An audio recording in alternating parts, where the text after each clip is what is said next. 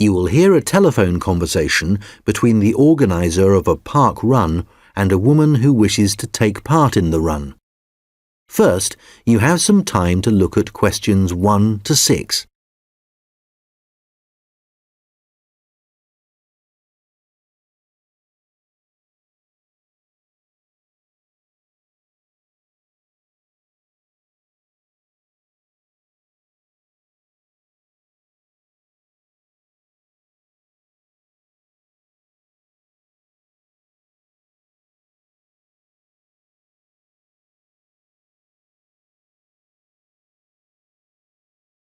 Good morning, Dave Smith speaking.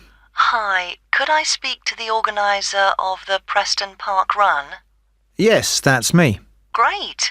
I was talking to some friends of mine about the run, and they suggested I contact you to get some more details. Sure. What would you like to know? Well, they said it takes place every Saturday. Is that right? Yes, it does. Okay, great. Do you know where the park is?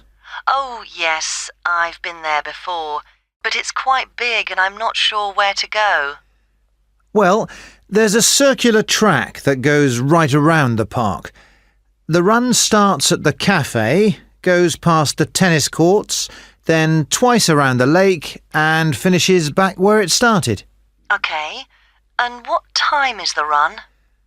Well, the actual run begins at 9 a.m, but the runners start arriving at about 8:45.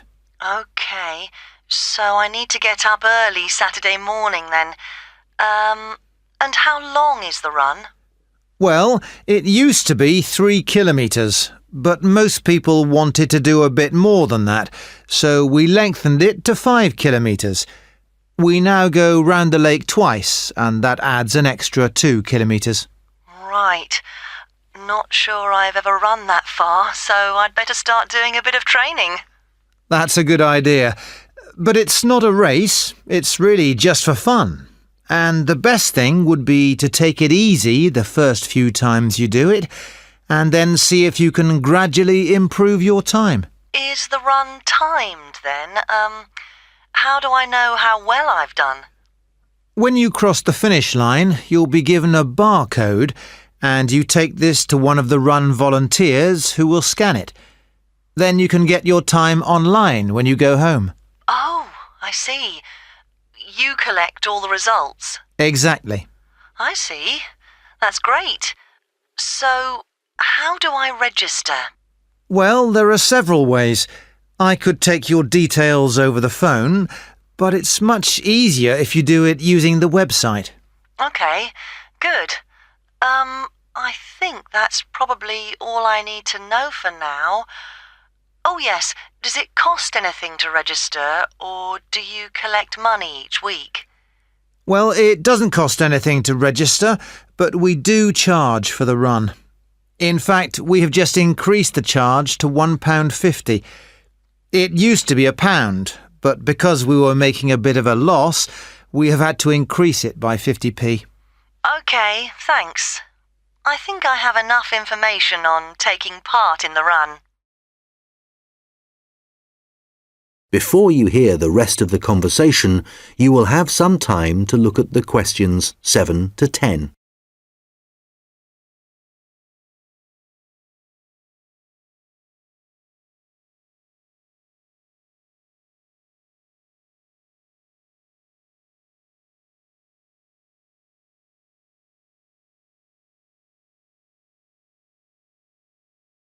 Now listen and answer questions 7 to 10.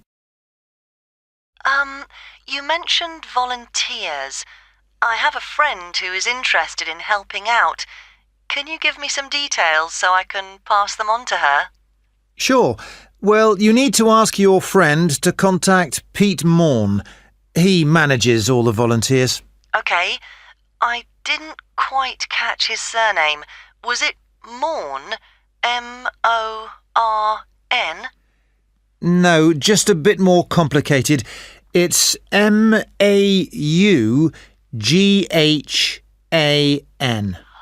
Right, thanks. And could you give me his phone number? Yes, just a moment. It's here somewhere. Let me just find it. Ah, I've two numbers for him. I think the one that begins 01273 is an old one. So use this one. It's 01444 73290. OK, got that. Can you tell me anything about the volunteering? Like what kind of activities it involves? Sure. Well, we need volunteers for basic stuff like setting up the course. We have to do that before all the runners arrive. OK, so that's a really early start. Yes, that's right. But if your friend would prefer to arrive a bit later, she can also help with guiding the runners so they don't go the wrong way. I see. I believe you do a report on some of the races. Yes, that's right. In fact, we do a weekly report on each race, and we always try to illustrate it. OK. Well, my friend really likes taking photographs. She's just bought a new camera. Actually, that would be great. I don't know whether Pete has anyone to take photographs this week. Oh, I'll let her know. OK, good. Could you ask your friend to phone Pete and let him know? Yes, I will. OK, thanks. Goodbye. Goodbye. That is the end of section 1. You now have half a minute to check your answers.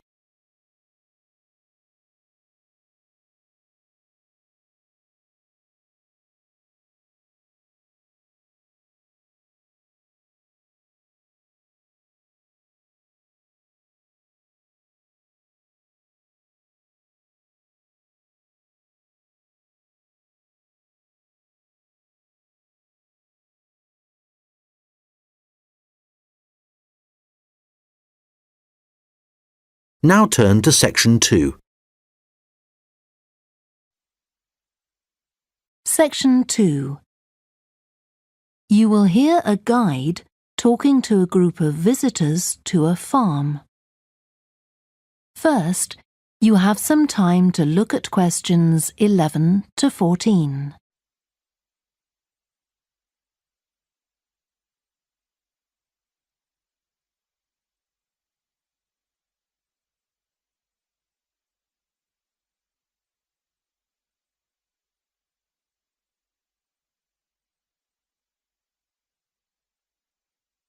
Listen carefully and answer questions 11 to 14. Welcome to the Fiddy Working Heritage Farm. This open-air museum gives you the experience of agriculture and rural life in the English countryside at the end of the 19th century. So you'll see a typical farm of that period, and like me, all the staff are dressed in clothes of that time. I must give you some advice and safety tips before we go any further. As it's a working farm, please don't frighten or injure the animals. We have a lot here, and many of them are breeds that are now quite rare. And do stay at a safe distance from the tools. Some of them have sharp points, which can be pretty dangerous, so please don't touch them. We don't want any accidents, do we? The ground is very uneven, and you might slip if you're wearing sandals, so I'm glad to see you're all wearing shoes. We always advise people to do that.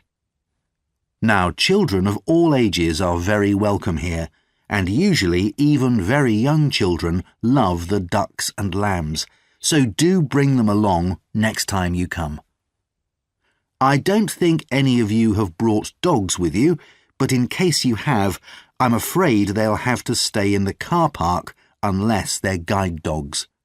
I'm sure you'll understand that they could cause a lot of problems on a farm. Before you hear the rest of the talk, you have some time to look at questions 15 to 20.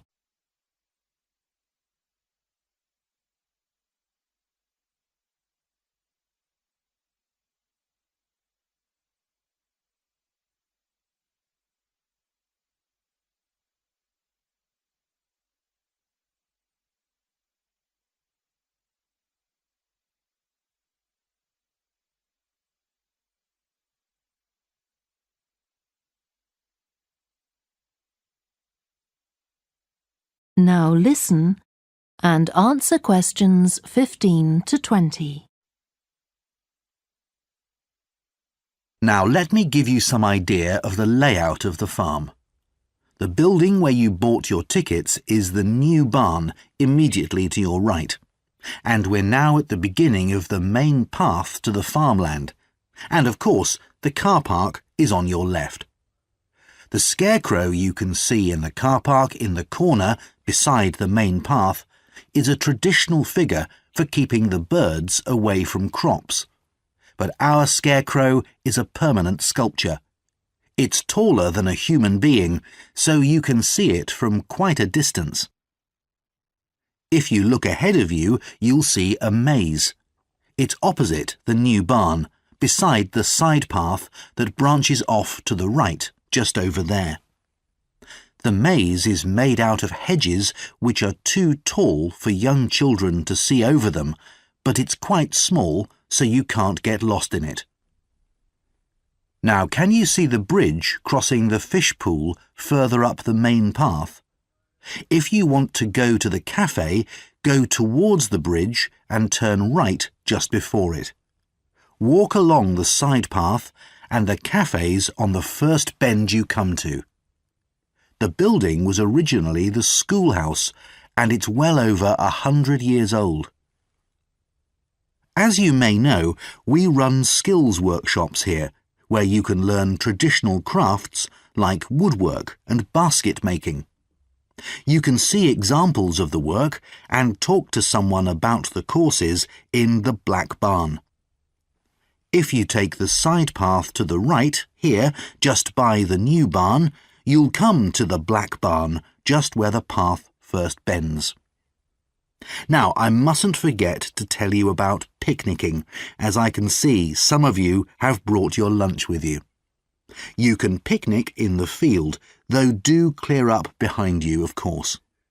Or if you'd prefer a covered picnic area, there's one near the farmyard, just after you cross the bridge. There's a covered picnic spot on the right. And the last thing to mention is Fiddy House itself. From here you can cross the bridge, then walk along the footpath through the field to the left of the farmyard. That goes to the house, and it'll give you a lovely view of it. It's certainly worth a few photographs, but as it's a private home, I'm afraid you can't go inside. Right, well, if you're all ready, we'll set off on our tour of the farm. That is the end of section 2. You now have half a minute to check your answers.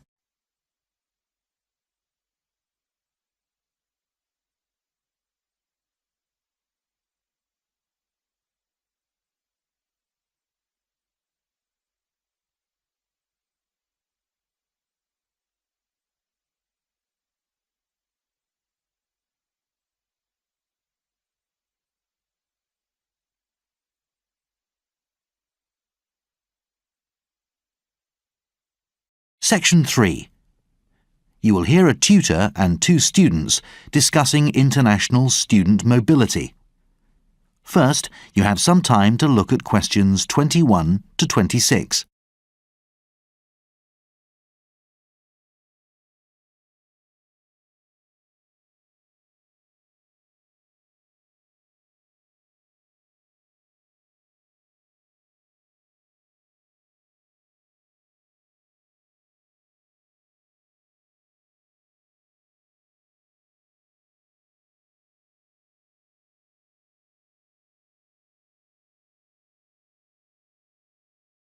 Now listen carefully and answer questions 21 to 26.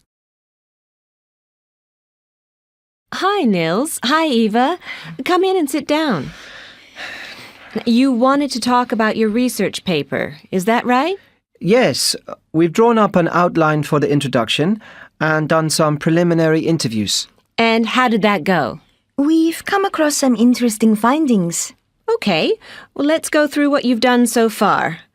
What's the subject? Right, so we're doing our paper on international student mobility. We're looking at the overall picture. You know, where overseas students are going in the world to study and why. And we think that picture's changing. Sounds interesting. The first thing we've looked at is numbers. And as part of that, how many students there are in total who are studying outside their own country. That seems easy. It looks like it's around 3 million. Yeah, but the problem is that the definition of the term international student varies across countries. Yeah, and because of that, the figure could be much higher. I see. Our next question was, well, we wanted to know what the breakdown of numbers is around the world. You know, how many students go where. But we're not sure how accurate those figures are either. Yeah, even though it's the fastest growing sector of higher education, some ministries don't include the students at private institutions in their count. It's quite frustrating. Anyway, next we wanted to know where the majority of students come from. This is something that's changing quite rapidly. Well, that would be an interesting point. What's changing? Most people know that the largest group of international students comes from East Asia. But what we hadn't realized is that figures for the US have quadrupled over the past 20 years, and a lot more students from Europe are also now studying abroad. Aha. Yeah, we need to look at some more figures there. Lastly, we looked at the countries that students go to and the trends there. Yeah, our question really was about the destinations of international students and whether they're changing. And they are. Countries like China are providing more higher education opportunities for their own students and for students from places like Britain. This means that higher education is becoming more, well, there are high levels of competition. But with that, there's also a spirit of exchange. It's not so one-sided anymore. Before you hear the rest of the conversation, you have some time to look at questions 27 to 30.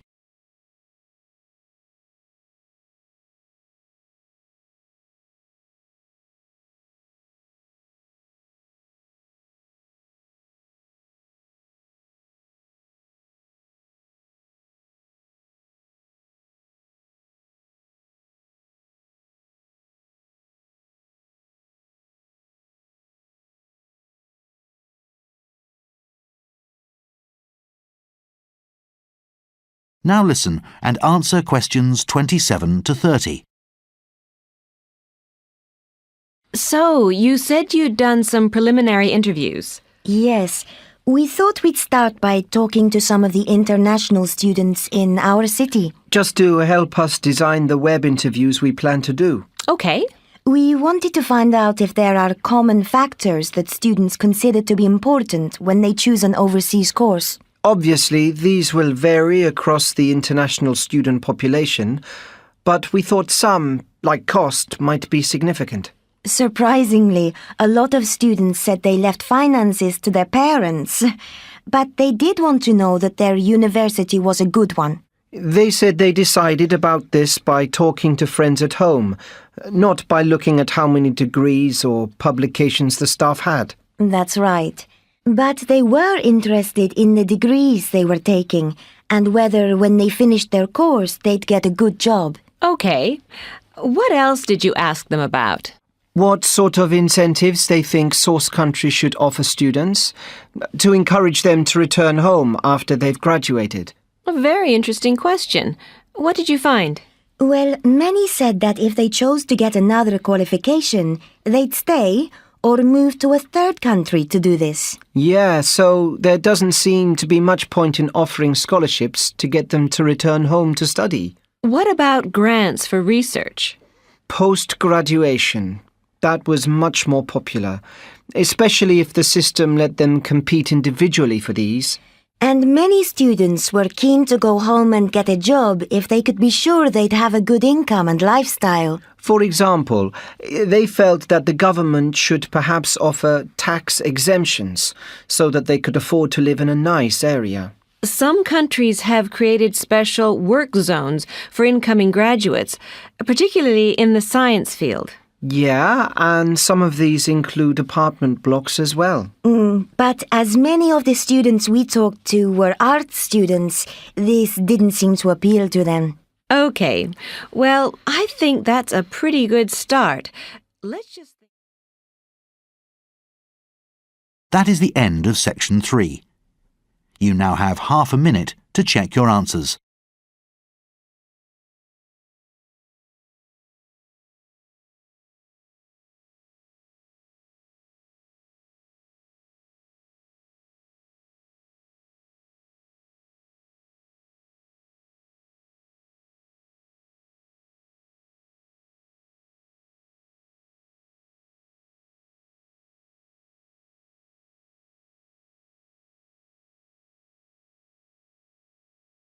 Now turn to section 4.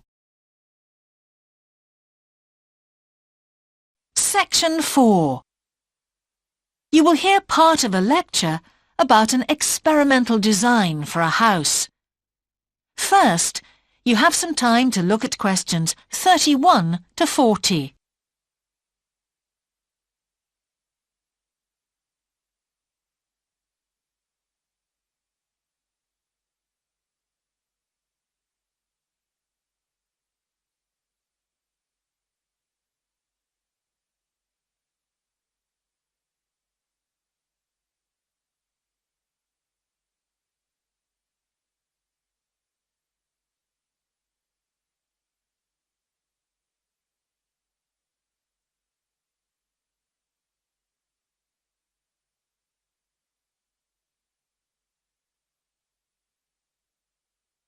Now listen carefully and answer questions 31 to 40.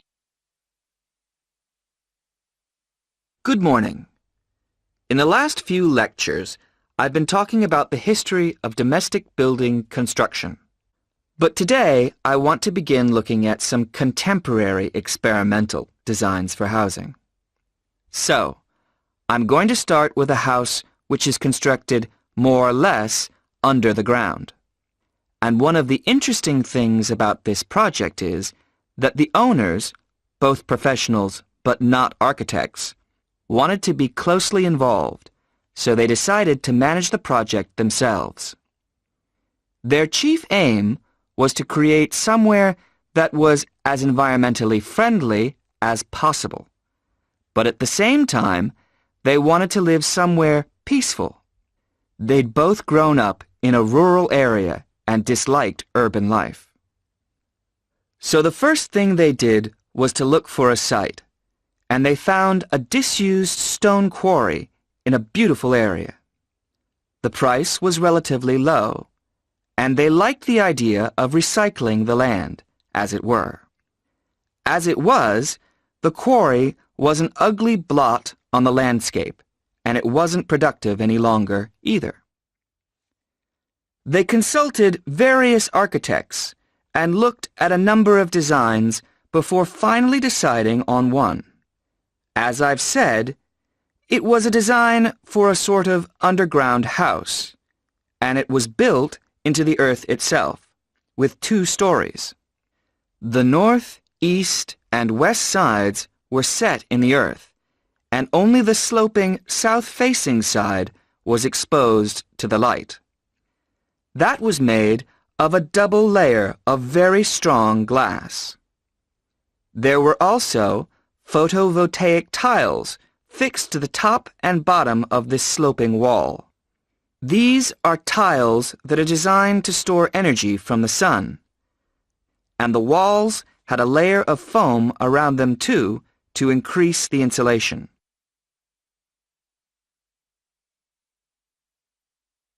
Now, what is of interest to us about this project is the features which make the building energy efficient. Sunlight floods in through the glass wall, and to maximize it, there are lots of mirrors and windows inside the house. That helps to spread the light around. So that's the first thing. Light is utilized as fully as possible. In addition, the special tiles on the outside convert energy from the sun and generate some of the house's electricity. In fact, and it is possible that in future the house may even generate an electricity surplus, and that the owners will be able to sell some to the national grid. As well as that, wherever possible, recycled materials have been used. For example, the floors are made of reclaimed wood, and the owners haven't bought a single item of new furniture. They just kept what they already had. And then there's the system for dealing with the waste produced in the house. This is dealt with organically. It's purified by being filtered through reed beds which have been planted for that purpose in the garden. So the occupants of the house won't pollute the land or use any damaging chemicals. It's true that the actual construction of the house was harmful to the environment, mainly because they had to use massive amounts of concrete, one of the biggest sources of carbon dioxide in manufacturing. And, as you know, this is very damaging to the environment. In total, the house construction has released 70 tons of carbon dioxide into the air. Now that's a frightening thought. However, once the initial debt has been cleared, and it's been calculated that this will only take 15 years, this underground house won't cost anything, environmentally I mean, because unlike ordinary houses, it is run in a way that is completely environmentally friendly. So, eco-housing like this is likely to become much more. That is the end of section 4. You now have half a minute to check your answers.